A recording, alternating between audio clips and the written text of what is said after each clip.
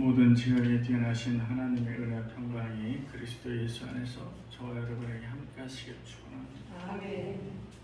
오늘 말씀 제목은 오실 예수를 위해서 라는 제목으로 데살로니가전서 5장 16절 18절 말씀 함께 은혜 나누도록 하겠습니다. 예수님께서 돌아가신 날 예수님의 무덤을 제공했던 사람이 누구예요? 아리마대 요셉. 그런데 이 요셉에게 친구가 급하게 찾아와가지고 이 친구한테, 이 요셉한테 마구 뭐라 그러는 거예요. 당신이 정신이 있어 없어? 그거 바위 뚫어가지고 무덤 만드는 게 얼마나 힘들고 그게 얼마나 비싼 명당짜리인데 그거를 예수란 사람한테 줬단 말이야? 정신이 있어? 그 비싼 거를? 그래서 막 야단을 쳤어요. 그랬더니 이 아리마다의 요셉이 이렇게 나지막한 소리로 이야기했습니다. 3일만 쓴다기에 3일만 임대했습니다. 세상 사람들이 아주 절대적으로 그리고 이 얘기를 들으면은 비웃을 수밖에 없는 우리들의 이야기가 있습니다. 그게 뭐냐면은 예수님의 부활 사건입니다. 그죠? 세상 사람들은 이해 못해요. 그런데 또 한 가지 세상 사람들이 절대 이해하지 못하는 이야기가 또 우리들의 이야기가 있는데, 두 번째는 뭐냐면 예수님이 다시 오시는 이야기. 부활의 예수와 다시 오시는 예수에 대해서 세상 사람들은 절대 이해하지 못합니다. 어떻게 그게 그럴 수가 있느냐? 어떻게 그게 과학적으로 증명이 안 되는 이 사실을 그렇게 이야기를 할 수가 있느냐라고 이야기하고 있는데, 오히려 저는 과학적으로 증명이 되지 않았기 때문에 믿습니다. 여러분, 예수님이 부활했던 이 부활의 사건이 또 다시 오시는 것에 대한 이 재림 예수에 관한 사건이 과학적으로 증명이 된다면 저는 묵상 안 합니다. 예수 안 믿습니다. 아니, 과학적으로 다 증명이 되는 걸 뭘 믿어요? 안 그렇습니까? 다 원인과 모든 것이 다 규명이 되는데 그걸 뭐 그냥 과학적으로 대입해 보면 아는 거고 과학자들이 연구하면 되는 건데, 저는 만약에 예수님께서 부활했던 이 부활 사건이 과학적으로 증명이 된다고 하면 예수 안 믿습니다. 오히려. 그런데 세상 사람들은 반대로 예수님 부활 사건이 과학적으로 증명이 되지도 않는데 왜 믿고 앉아있냐라고 이야기를 하고 있습니다. 누구 주장이 맞을까요? 바울은 이 데살로니가 교회 교인들이 잘못된 재림관을 가지고 있음에 대해서 이를 바로잡는 그 말씀을 전하는 것이, 전반부에는 데살로니가 교회 교인들 참 수고했고 잘하고 아주 꿋꿋하게 잘 지키고 있어 고마워 이렇게 하고, 후반부에 와서는 그런데 한 가지 여러분들이 잘못 알고 있는 사실을 내가 가르쳐 드리겠습니다 라고 이 4장에서 5장에서 이렇게 얘기하고 있는데, 오늘 본문 5장의 말씀은 그냥 그대로 읽어 내려가면서 해석을 하면 되겠습니다. 특별히 어려운 내용도 아니에요. 왜냐하면 우리가 다 아는 내용이고 익히 들었던 사실입니다. 뭐냐면 예수님이 언제 오세요? 어떻게 오신다 그랬어요? 그날에 어떻게 오신다고요? 도적같이 오신다고 말씀하셨잖아요. 여러분 다 알고 계시잖아요. 예수님은 내가 올 때 아무도 모르게 도적같이 오리라 이렇게 말씀을 하셨습니다. 그래서 예수님께서 오시는 현상, 여러분 날이 좀 우중충하고 그러면은 노인네들이 뭐라 그래요? 비가 오려나. 그리고 어딜 툭툭 때려요? 허리부터. 아이고 이렇게 또 허리뼈를 도져서 비가 오려나 이렇게 하지요. 네, 이거는 뭐예요? 큰 비가 올 징조죠.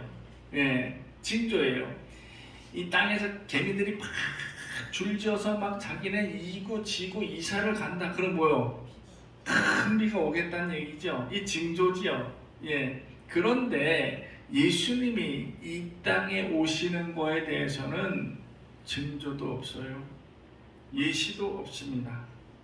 그리고 어떤 예수님께서 오시는 현상들도 존재하지 않습니다. 예수님이 그렇게 말씀하셨어요. 나는 도적같이 올 거다 라고 얘기했습니다.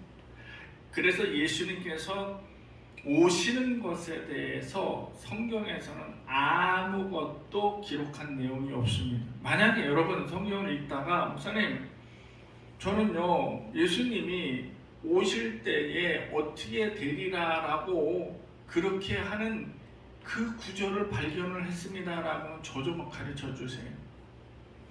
여러분 이 여태까지 평생을 성경을 읽으면서 예수님이 오실 그 징조, 현상, 예시 뭐 이런 것들에 대해서 읽어본 적 있으세요? 없지요? 없습니다. 예수님께서도 전혀 언급하지 않으셨습니다. 이에 대해서 성경학자들도 또는 신학당에서 신학을 가르치는 교수님들조차도 또는 유명한 목사님들, 부흥 강사들 역시 목회자들 역시도 그 누구도 예수님께서 오실 때는 이러한 때에 예수님이 오실 것이요 라고 이야기하는 사람이 단 한 사람도 없습니다.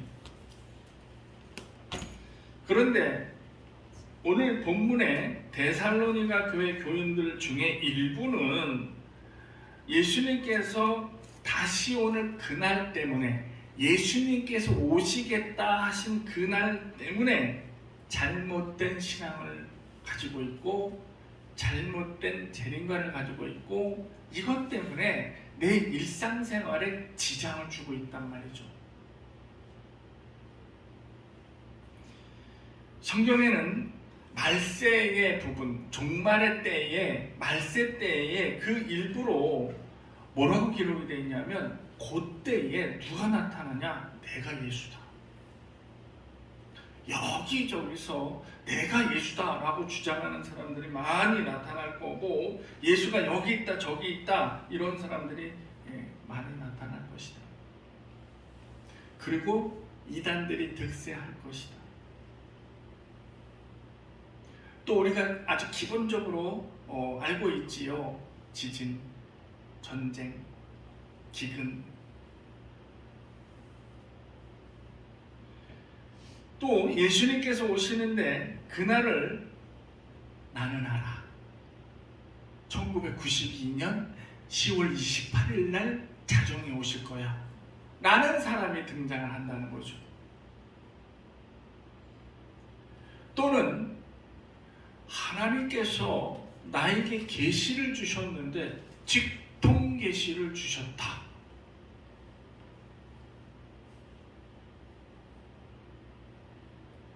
지금도 곳곳에서 우리나라뿐만이 아니라 전 세계 곳곳에서 내가 예수요 라고 하는 사람들이 비일비재하게 나타나고 있습니다. 그러면서 종말의 때를 대비하라면서 자기 이익을 추구하는 사람들이 얼마나 많은지 몰라요. 근데 여러분 이율배반적이잖아요. 종말의 때를 준비하라 이렇게 하면서 왜 돈을 벌고 앉아있을까? 그 사람들을 왜 부를 축적을 하고 있고 땅을 사고 논을 사고 밭을 사고 건물을 올리고 종말의 때를 대비하면서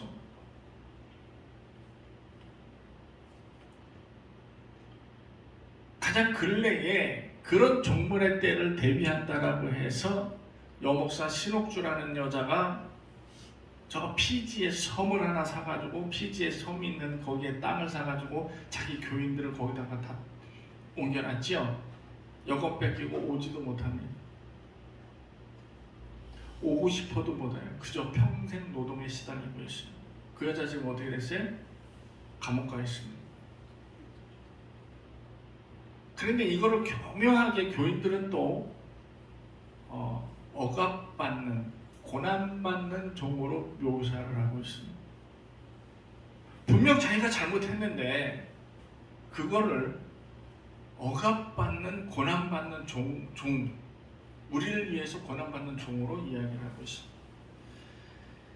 예수님께서는 도적같이 임하는 그날에 대해서 말씀을 하시는데, 바울은 이에 대해서 아주 우리에게 아주 정확하게 그날, 조적같이 일어나는 예수께서 오시는 그 날에 대해서 전해주셨어요. 근데 이 말씀을 우리가 깊게 마음에 새기면 됩니다. 먼저 바울은 믿는 우리의 위치에 대해서 하신 말씀이 있습니다. 나는 도대체 어느 위치에 서 있느냐? 이게 바로 오늘의 핵심 포인트예요. 우리가 어찌 개념을 정하고 있어야 되는지, 어떻게 생각을 하고 있어야 되는지. 여러분, 도적같이 행동한다는 것, 도적같이 오겠다라는 것은 말 그대로 도둑놈이 우리 집 들어오는데 예보하고 들어옵니까? 뭐 궤도 루팡도 아니고, 그죠? 도적같이 들어오는, 아무도 모르게 은밀하게 움직이는 것을 이루고 있습니다. 그런데 만약에 도적같이 들어오는 것을 이걸 모르고 잠만 퍼질러 자고 있으면은 어떻게 해요? 다 도둑 맞죠? 권사님 도둑 맞아본 경험 있어요? 뭐 잊어버렸어요? 폐물. 얼마나 속쓰려. 그 다음부터 금 안 사죠? 네. 금 몽땅 잊어버려갖고 그 다음부터 금 안 삽니다. 우리도 잊어버렸어요. 우리는 병원에 갔다가 잠깐 사이에 우리 아들 돌 베길 반지 백에다가 놓고 있다가 홀라당 잊어버렸어요. 잠깐 사이에 빼들고 갔습니다.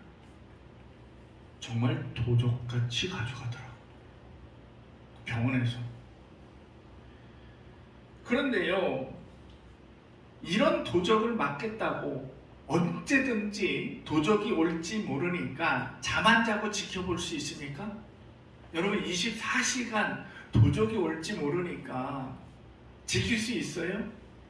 만약에 그런다면 나는 일생생활을 할 수가 없습니다. 그죠? 그랬더니 목사님 캡스 있잖아. 24시간 경비. 지금 때가 어느 때인데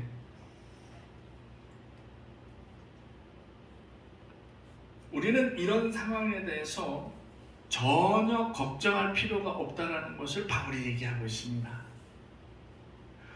예수님께서 도적같이 오시든지 아니면 뭐 빵빠레를 울리면서 막 퍼레이드를 하면서 막 그냥 불꽃놀이를 하면서 오시든지 우리하고는 전혀 상관이 없어요.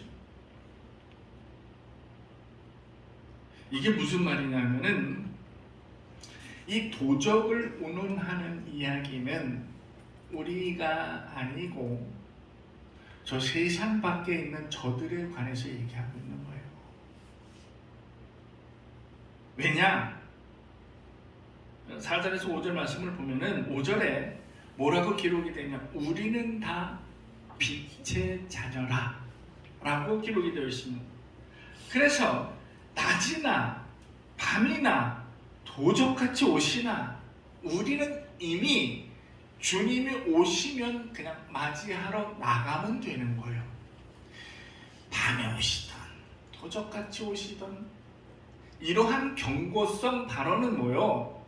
믿지 않는 저 세상 밖의 사람들에게 경고를 하는 거예요.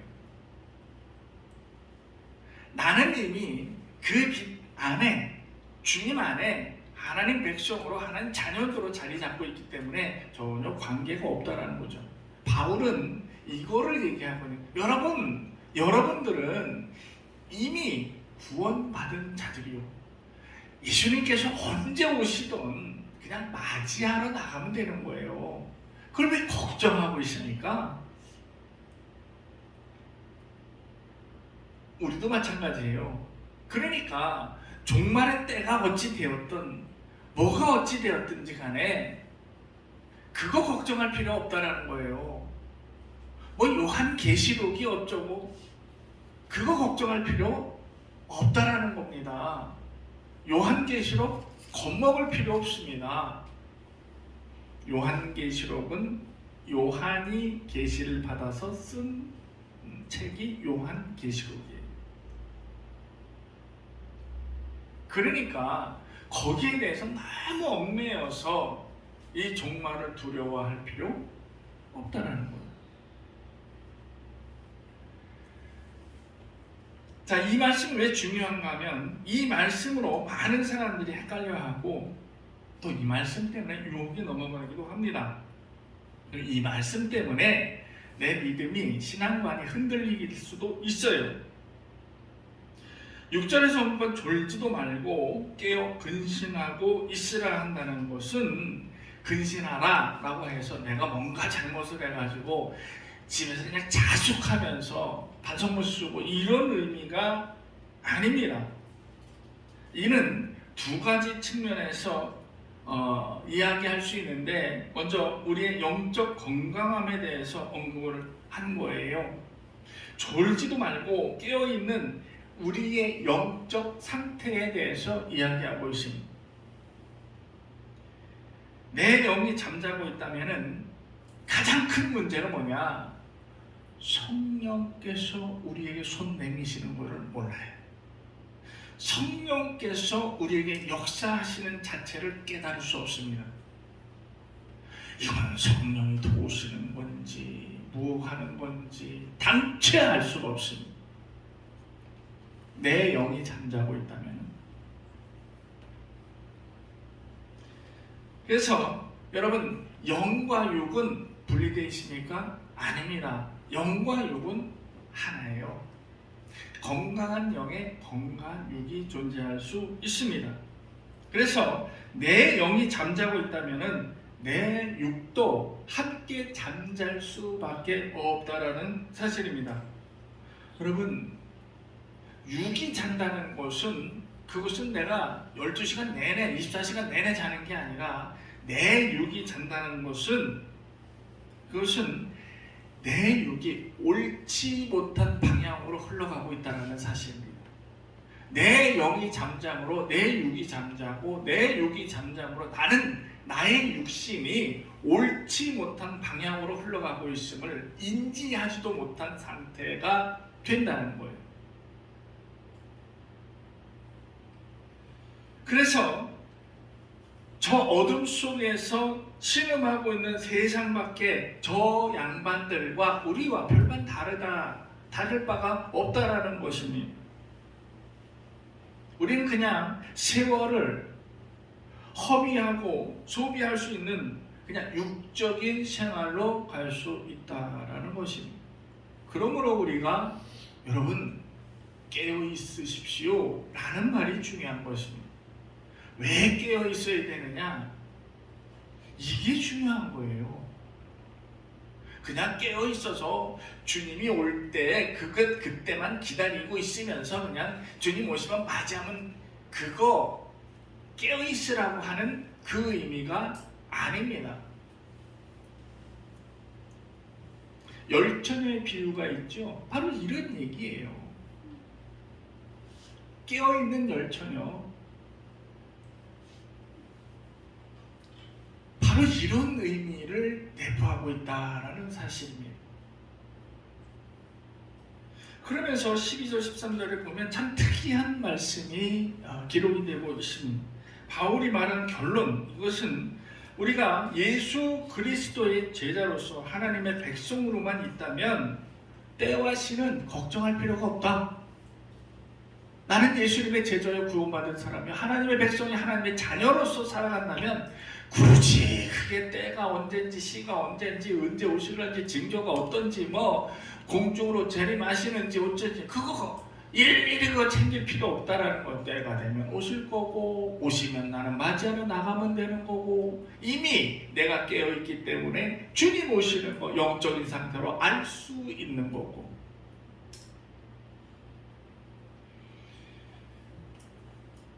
그렇습니다. 오늘 본문에서 특별히 언급한 두 절의 말씀이 있는데, 이것은 오늘날 저 같은 목회자들이 제일 좋아하는 이야기입니다. 12절에서 바울은 복음 사역을 위해서 애를 쓰는 무리들, 전도 사역을 위해서 자신의 모든 것을 쏟아붓는 사람들, 이 사람들을, 그러니까 쉽게 얘기해서 사역자들을, 복음을 위한 사역자들을 표현하고 있는데, 지금으로 치면 우리 목회자들, 선교사들을 이야기하는 거겠죠. 바울은 이 사람들을 특별히 언급하면서 어떻게 생각을 했어요? 귀히 여기라고 생각을 했습니다. 얼마나 좋아요. 이 목회자들이 이야기하기 딱 좋습니다. 그러니까 귀히 여기려고 그러면은 어떻게 해야 돼? 먼저 목회자를 소고기와 장어를 사줘야 되죠. 귀히 여기려면, 네, 그죠? 네, 대접을 참. 그러면은 목회자는 대접받고 뭐라 그래요? 이수씨, 아이고 건사님 잘 먹었어요? 이러면 그쵸? 그죠? 예, 그러면 끝이.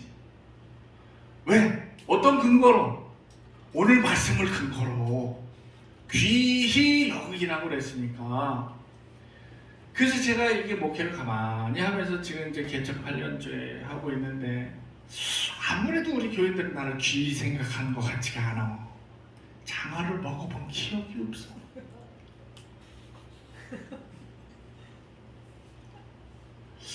소고기 뭐 한 2번 먹었나? 1년에 한 번도 못 먹어. 이 귀히 여기는 것 같지가 않아.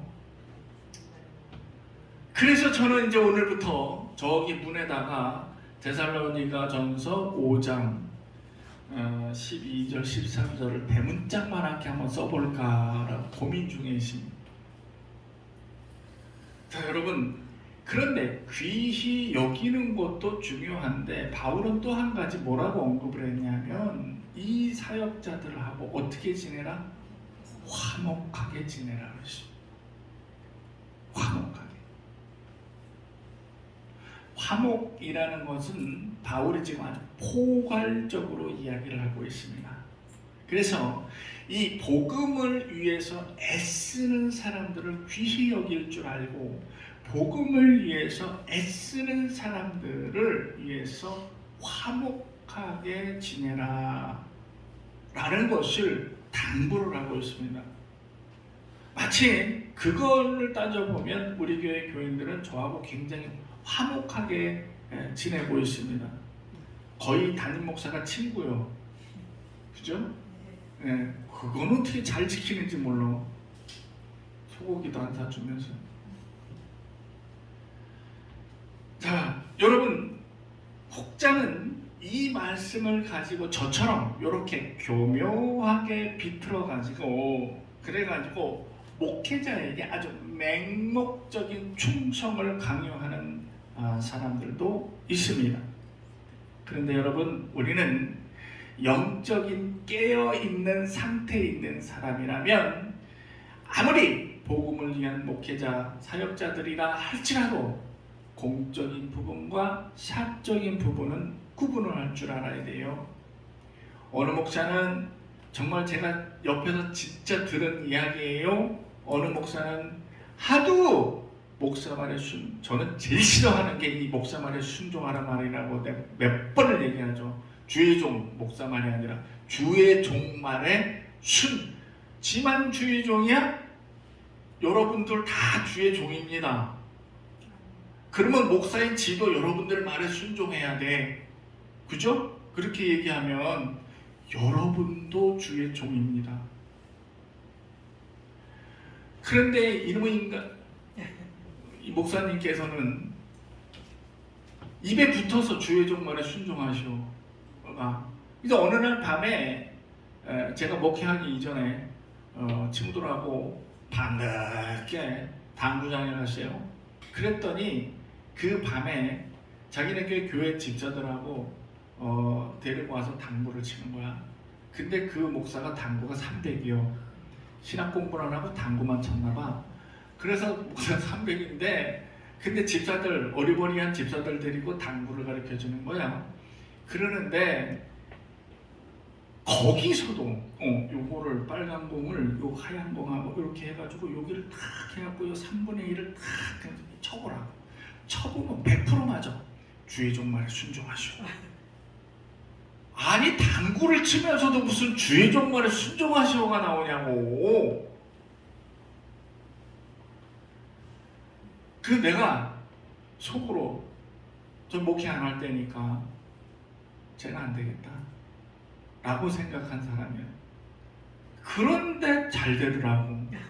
부흥에서 용인에서 아주 큰 교회로 만들어 개척교회, 요만한 개척교회로 시작을 해서 큰 교회로 만들었는데 자꾸 초심을 잃어가는 모습이 언뜻 보여요. 거기 교회 다니는 사람은 구역장이면 무조건 1년에 2번 제주도 여행을 가든 해외여행을 가든 갔다 와야 돼.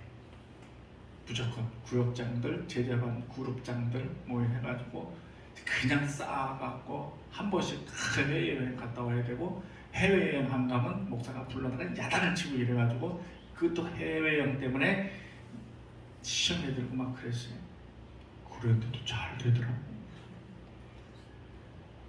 하여튼 요 말을 이렇게 비틀어서 이렇게 이야기를 할 수 있는데, 여러분 영적으로 깨어있으면 이걸 아무리 비틀어도, 아무리 목회자가 이야기를 해도 내가 분간을 할 수가 있습니다. 사리 판단을 할 수가 있습니다. 목사님 하시는 얘기가 복음적인지 자기만의 복음을 위한 것인지 분명히 판단할 수가 있다라는 것입니다. 그러면서 마지막으로 이제 오실 예수를 위해서 우리는 어떻게 해야 하는가에 대한 일상생활 또는 우리가 가져야 할 태도 부분에 대해서 언급을 하고 있습니다. 바울은 이곳에 적어도 기독교인이라면 이렇게는 살아야 된다라고 이야기한 것이 오늘 주제 말씀입니다. 먼저 항상 기뻐해야 된다고 말씀을 하셨고, 항상 기도해야 된다고 말씀하셨고, 범사에 감사하는 생활. 그러니까 기뻐하면서 기도하면서 하나님께 감사만 하면 끝. 그러면 끝이요. 이게 우리 기독교인의 가장 기초적인 것이면서 가장 고차원적인 이야기입니다. 우리가 기독교인으로 가장 하기 쉬우면서 가장 하기 어려운 것이 바로 이거예요. 항상 기뻐하고, 항상 기도하고, 항상 감사하고. 이게 어려운 거예요. 이게.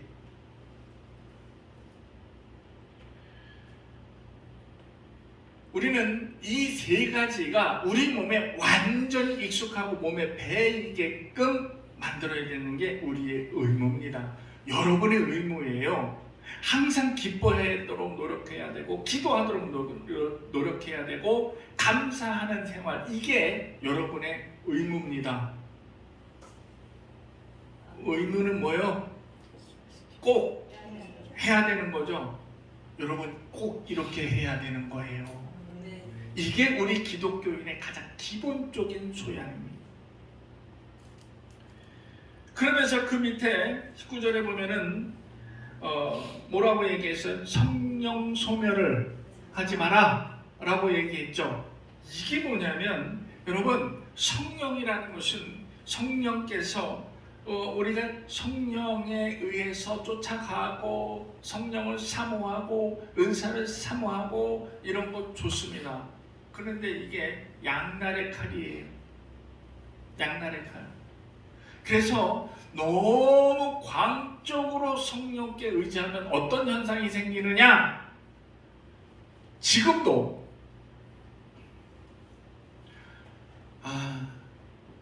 하나님께서 나한테 얼마나 길을 열어주셨는지. 다음 주 월요일부터 미용사 자격증 시험 보러 가잖아. 성령께서 나를 인도하셔가지고 이렇게 얘기합니다. 버스가 오는데 성령께서 저 버스를 타지 말라 그래서 내가 저 버스를 안 탔잖아. 그랬는데 그 안 탄 버스가 빵꾸가 나더라. 얼마나 성령께서 나를 이렇게 인도하시는. 나는 늘 성령님하고 대화를 하거든. 그런 교인들이 곳곳에 있습니다.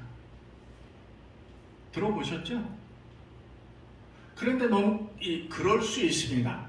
성령께서 급하시면 우리에게 강제적으로라도 이끄실 수 있습니다. 그런데 24시간 내내 그렇게 성령의 인도하심으로 그렇게 하면서는 할 수가 없습니다. 왜냐?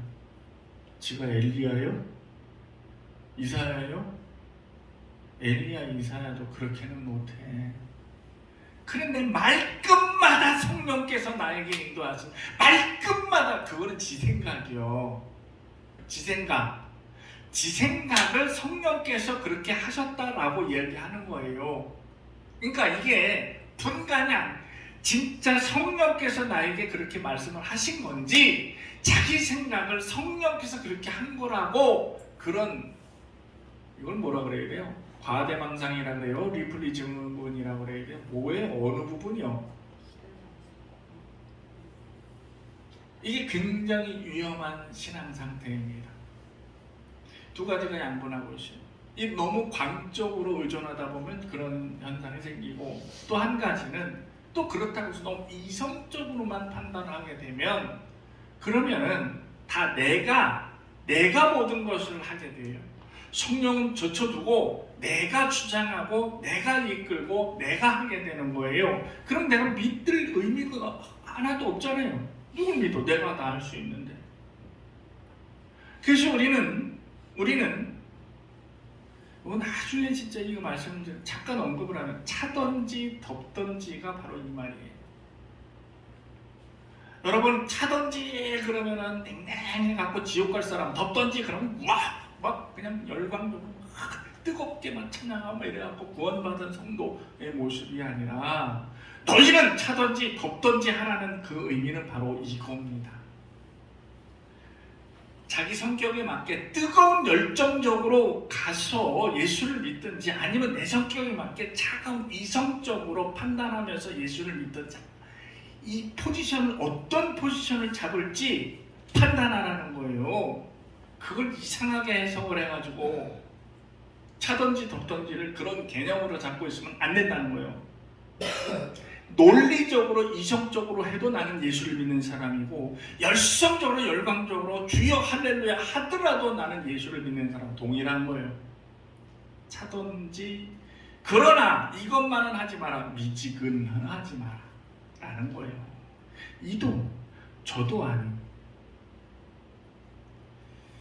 그래서 이런 예언의 멸시도 하지만 대수롭게 우리가 생각할 수도 있습니다. 또 이 예언이라는 것이 지금에서 무슨 하나님이 예언을 주시겠어 이렇게 하지만, 그러나 성경에 기록된 대로 지금도 성령께서 예언을 주실 수도 있습니다. 그거 부정할 수 없습니다. 그때도 그랬고 지금도 그렇고 앞으로도 그럴 것입니다. 그런데 이것을 대수롭지 않게 여기는 것과, 또는 이것에 너무 매달리는 것과, 이것을 사사로이 주신 예언의 말씀, 주신 예언의 환상, 이것들을 가지고 내 사사로이 해석을 해서 사용을 하는 것이 문제가 된다는 거죠. 하나님께서 말씀하셨는데 너 그렇게 하지 말래 는 지가 얘기하고 싶은 거지, 하나님 그렇게 말씀하신 거 아니요. 지가 그렇게 얘기하고 싶은 거예요. 그러니까 자꾸 하나님의 이름을 빌어서 얘기하는데 그거 아주 위험한 발언이에요. 내가 기도하니까 하나님께서 그렇게 하시는데 라고 기도할 때마다 하나님은 그렇게 응답 주시지 않습니다. 정신 차리세요.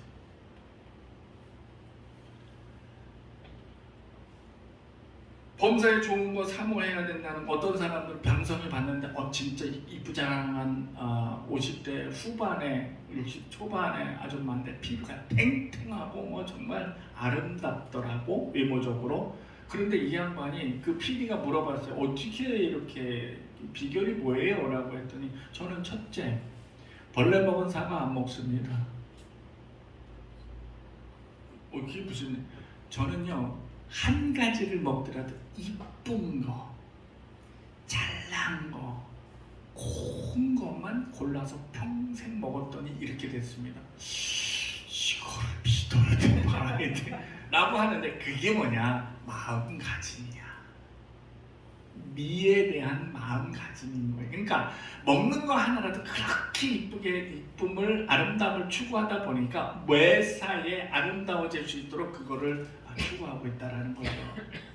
그러니까 이런 것들, 좋은 것들, 기쁜 것들, 이것을 사모해야 된다는 거예요. 여러분, 기쁨을 사모해야 된다는 거예요. 모든 것을 사모해야 된다는 거예요. 사모하는 순간부터 내 거가 되니까.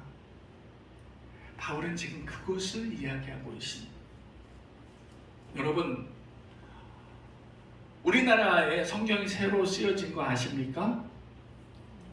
모르시죠? 제가 소개해드릴 그 엄마복음 1장 1절, 항상 공부해라, 쉬지 말고 공부해라, 범사에 공부하라는 엄마복음 1장 1절이 있습니다.